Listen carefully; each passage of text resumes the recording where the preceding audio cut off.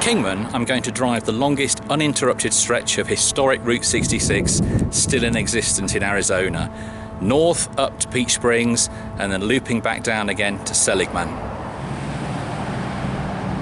First a railroad town, then famous for Route 66, Kingman these days sprawls in all directions, but the historic downtown district is really quite walkable, full of really nice cafes and independent shops.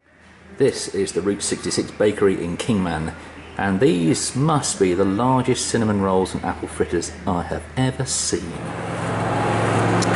I only bought a coffee. No, I'm sorry, that cinnamon roll was just too good to pass up. Get your kicks on Route 66. Whichever version of the song you listen to, Chuck Berry, Depeche Mode, The Cramps, my favourite, you'll know that Kingman, Arizona plays heavily in the lyrics.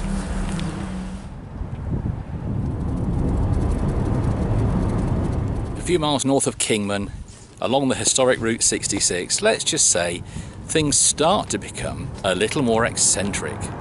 Let me introduce you to Giganticus Hedicus.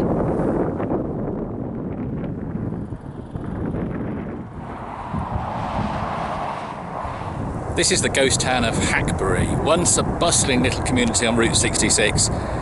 Sadly, almost everyone left when the traffic stopped.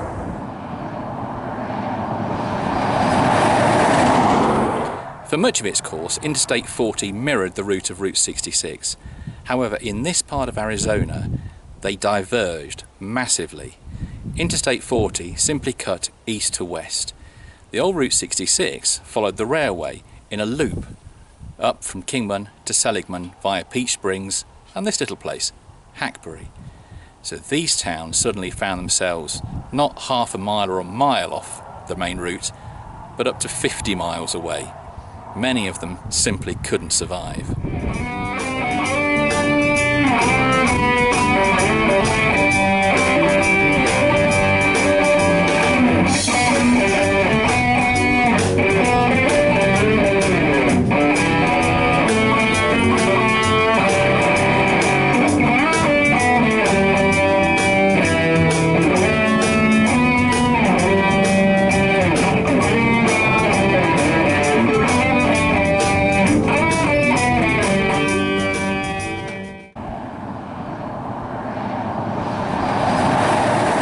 This is what's left of the once busy little community called Valentine. Back in the day, the busiest little place here was the post office because, as you can imagine, everybody wanted a Valentine stamp.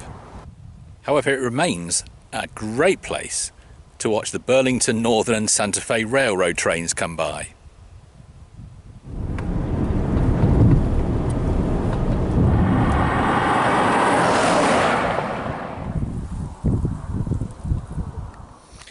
This is what's left of Truxton, a community that once thrived on the railway and then Route 66, but since the 80s has been stranded, a long way from anywhere.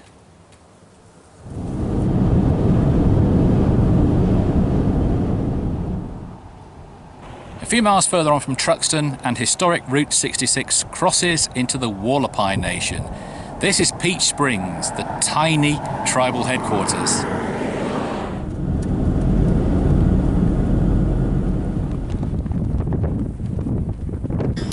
After the brief incursion into the Wallapai Nation, you come to one of the most famous Route 66 attractions, the Grand Canyon Caverns.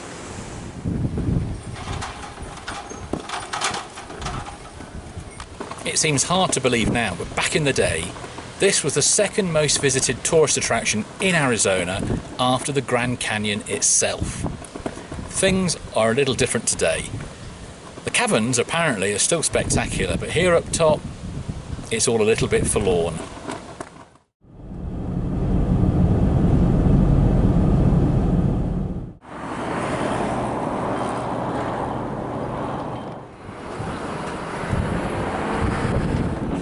This is Seligman, probably the most iconic town on the whole of Route 66.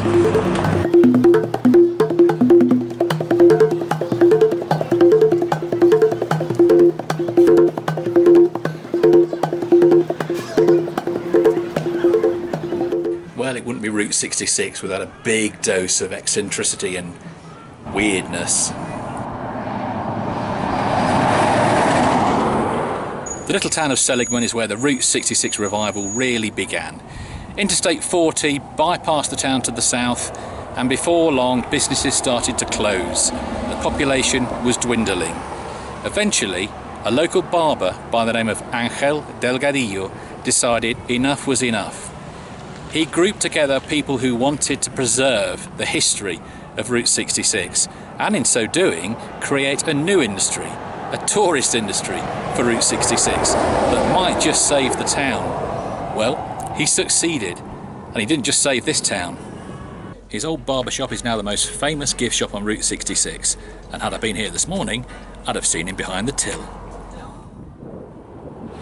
The other place you have to visit in Seligman is Delgadillo's Snowcap.